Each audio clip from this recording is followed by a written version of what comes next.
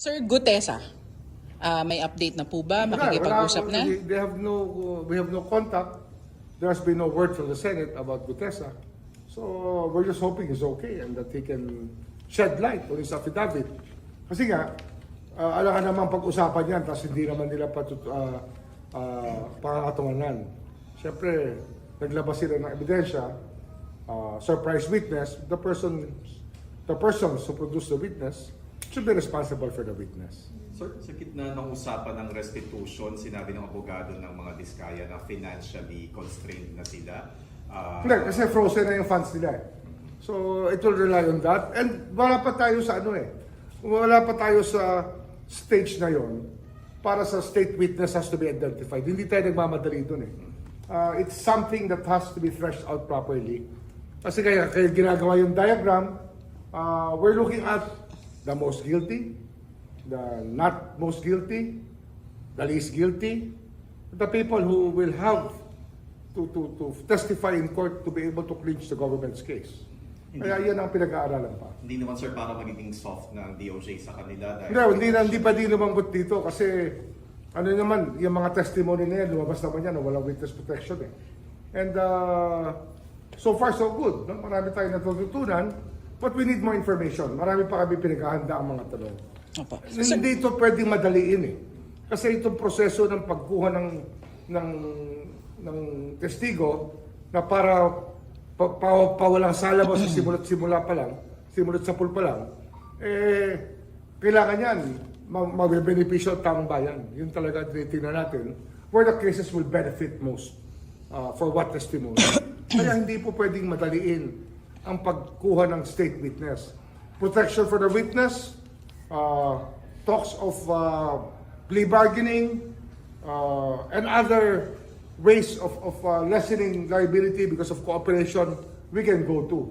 But being a state witness, it's something that we really have to think about because it's a very, very special kind of arrangement na wala ka talagang kasalanan. Sir, si Senator Chis Escudero sa privilege speech na kahapon, sinabi parang hindi raw po naiimbestigahan si dating Speaker Martin Romualdez. Hindi totoo yun. Alam mo, pagka ganyan kasi, hindi kami nagsasalita hanggat hindi lumalabas sa mga testigo. Pero just the same, pinag-aaralan na namin lahat yan, liability-wise. Kasi nga, Saldico, as the Chairman of Operations, is well known as the Speaker's choice. Alam natin yan. Galing ako na Congress, alam ko yan Yun ang pinagkakatiwalaan ng Speaker, yun ang nilagay dyan. So doon pa lang, alam mo na hindi tama yung nangyari sa pangyayari na lumalabas ngayon. Sir, anong assurance po yung mabibigyan niyo po sa public na syempre ngayon po wala tinatanong kami din nila. sisinuhin dito. It's really, para sa bansa lahat po. Wala hong personal dito. It's beyond friendships. It's beyond school ties or fraternal ties. It's beyond that already kasi ang nakataya rito, taong bayan na talagang, yung bansa natin nakataya rito, hindi natin pwede pabayaan po. So sir, it's safe to say naman, tinitignan talaga natin kung liable ba si dating Speaker Martin. Hindi, kasama siya sa mga tinitignan natin talaga na meron pananagutan dito. Ano yan? Kaya pag diagram, yung ginagawa namin diagram, it's a complete diagram that we're trying to do to include everybody and what their role was. Wala tayong pagtatakpan, wala tayong itatago rito. Wala. Pero sir, need pa rin talaga si Gutesa para maging... Hindi, siya pa lang ang nilalabas nila. Baka meron pa sila ilalabas. Mabuti na. Tsaka alagaan na nila, wag na lang pakakawalan. Tsaka panagutan nila. Kasi yung testigong gano'n nakakatakot naman kung hindi nalalabas ulit, kung hindi nilitaw ulit. Diba? Ang hawak ko nito yung affidavit, copy ng affidavit ni Gutesa na nakuha ko sa Senate. Kaya, yun, sa, paragraph 24 ba to? Paragraph or sentence number 24, sinabi niya kasi gusto niya sumama sa Witness Protection Program. Binasa niya to into the record. Kaya kinausap ko siya. Kung di niya naman sinabi yun, we will just get him, put him in a normal mode lang. Pero dito kasi, kinausap ko para pumunta rito for that purpose. Hihingi namin ang address niya So we will have the NBI set of subpoena para malinaw to. Diba? Sir- Palilinawin natin lahat. Ano po magiging implication kapag hindi na po lumabas si Gutesa? Well, your judgment and my judgment will not be far apart. Pare-pareho lang tayo ng iniisip. Okay. Next topic. Wala na. Next up. Sir, Ayun naman, binibigay niyo pa. sorry. Ruina Garma, sir, para lang po mas malinaw, siya po ay may warrant of arrest na. meron.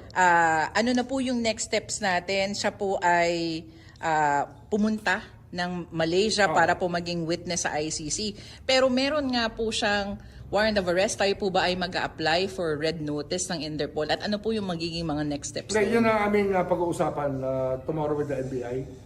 Kasi ang huling ko mausap sa kanya rito, si Director Jimmy Santiago. So pag-uusapan namin ni Jimmy yan by tonight or by tomorrow. Mm-mm. Pero sir, what about the others? Si Edelberto Leonardo? Andyan na, may warrant na eh. Dapat i-serve yan. May kopya na naman ng DILG niyan, may kopya ng PNP. So we will serve the warrant if they can be found. Hopefully they'll be found. Opo. Makakonsider na ba sila as fugitive? Well, if they don't surrender, yun ang mangyayari. Opo. Pero sir, yung kay Garma, hindi po ba makaka-apekto yun dun sa pagharap niya sa ICC? Kung meron po siyang red It's a complication notice? that is there and known from the very beginning. Kasi nung kinukuha nilang testigo yan, alam naman nila na meron ng kaso yan dito. Kaya, ano yan, it's par for the course. Hindi naman, alam nga namang pawalang sala ko dahil testigo siya sa ICC. Hindi naman sa akin decision yan eh. Sa korte na yan. Kasi nga, sa investigasyon, lumalabas talaga na meron siya pananagutan. Diba? It's not for me to judge. It's for the court to judge. Pero sir, di ba sabi niya, parang sinabi noon na makikipagtulungan din po siya? Ano yan, ang tingin ko dyan, I think she will come home. Wala naman siya pupuntahan na iba eh. She was refused already asylum in the US. Yun ang pagkakaalam ko. Kasama po sa pag-uusapan niyo with Director Jimmy kung papakancel po yung passport niya. And then yung cancellation of passport is with the courts. That involves a constitutional right to travel. So we cannot cancel it on our own. Imagine kung executive function ng cancellation of passport, how many complaints will you get with violation of rights, di ba? Yung constitutional right, yung right to travel. Tsaka that's personal property already of the person, but it's issued by the government. The cancellation is subject to judicial proceedings. So kailangan pa sir mag-file din ng motion ang DOJ for the... Oh yes, of course. We will have to do that. We will have to file a petition for the cancellation. Thank you for watching. Don't forget to like, share and subscribe for the latest hot news of the press.